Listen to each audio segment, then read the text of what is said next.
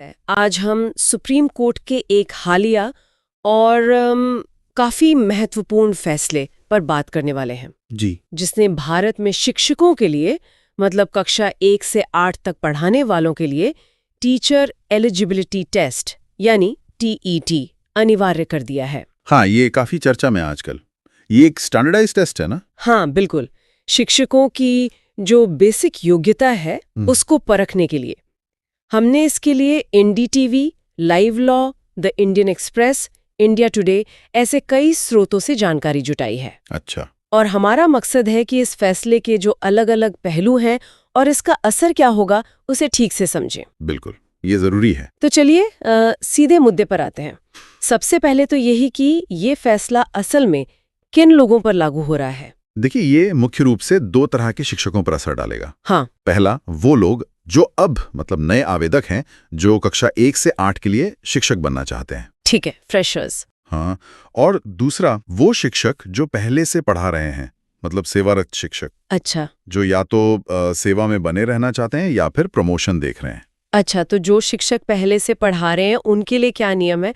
मैंने सुना है इसमें थोड़ी वो पेचीदगी है। हाँ बिल्कुल, यहीं पर स्थिति थोड़ी सी अलग हो जाती है।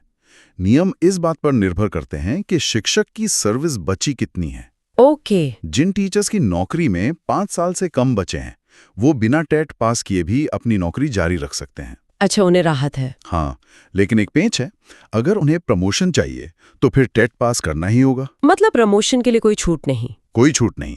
दूसरी तरफ वो शिक्षक जिनकी सर्विस में 5 साल से ज्यादा बाकी हैं, हाँ, उन्हें 2 साल का वक्त दिया गया है टेट पास करने के लिए। 2 साल? जी, 2 साल। और अगर वो इसमें पास नहीं हो पाते हैं तो उन्हें अनिवार्य रिटायरमेंट मतलब कंपलसरी रिटायरमेंट लेना होगा। ओ। हालांकि ये जरूर है कि अगर उन्होंने अपनी जो जरूरी सेवा अवधि होती है वो पूरी कर ली है तो उन्हें रिटायरमेंट के सारे लाभ मिलेंगे। ओ, यानी 2 साल की मोहलत और अगर पास नहीं हुए तो रिटायरमेंट।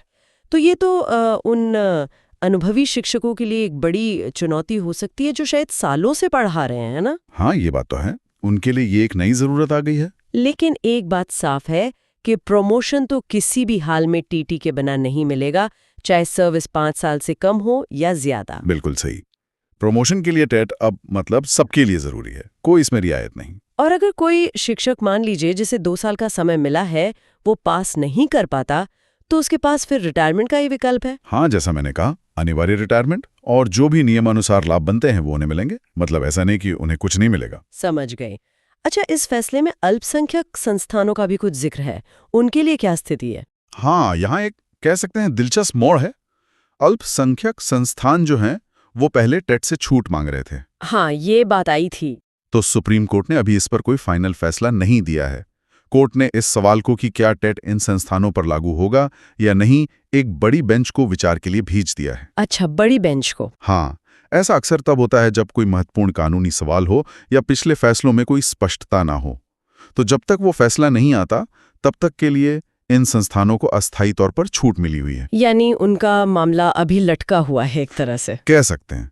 फिलहाल स्थिति यही है। और इस फैसले पर राज्यों की क्या प्रतिक्रिया सुनने में आ रही है? क्या वो इसे आसानी से लागू कर पा रहे हैं या कुछ दिक्कतें हैं? नहीं, कुछ राज्यों ने चिंता तो जताई है, जैसे तमिलनाडु और ओडिशा की सरकारों की तरफ से खबरें आई हैं। अच्छा। क्या कह रहे हैं वो लोग या तो इस पर मतलब पुनर्विचार याचिका दायर करने के बारे में सोच रहे हैं या फिर ये कि जो शिक्षक पहले से सेवा में हैं उनके लिए कोई खास तरह का विशेष टीईटी आयोजित किया जाए। कोई बीच का रास्ता। हाँ, ऐसा लगता है कि वो मौजूदा शिक्षकों पर जो असर पड़ रहा है उसे शायद थोड़ा कम करने के रास्ते ढूंढ रहे हैं।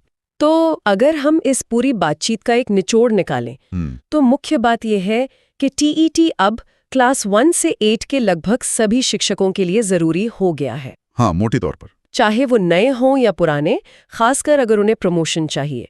और जो पहले से पढ़ा रहे हैं उनके लिए नियम उनकी बची हुई नौकरी के हिसाब से तय होंगे। सही। और अल्पसंख्यक संस्थानों का मामला अभी बड़ी बेंच के फैसले के इंतजार में है। बिल्कुल। और एक बात और ध्यान देने वाली है, जैसा हमारे स्रोतों से भी पता चलता है कि ये फैसला कहीं ना कहीं शिक्षा की गुणवत्ता में एकरूपता लाने की कोशिश है। हाँ, मानकीकरण का प्रयास। जी, लेकिन इसे लागू करने में क्या चुनौतियां आएंगी और खासकर जो अनुभवी शिक्षक हैं उन पर इसका क्या असर होगा, इस पर राज्य स्तर पर अभी काफी विचार विमर्श चल रहा है।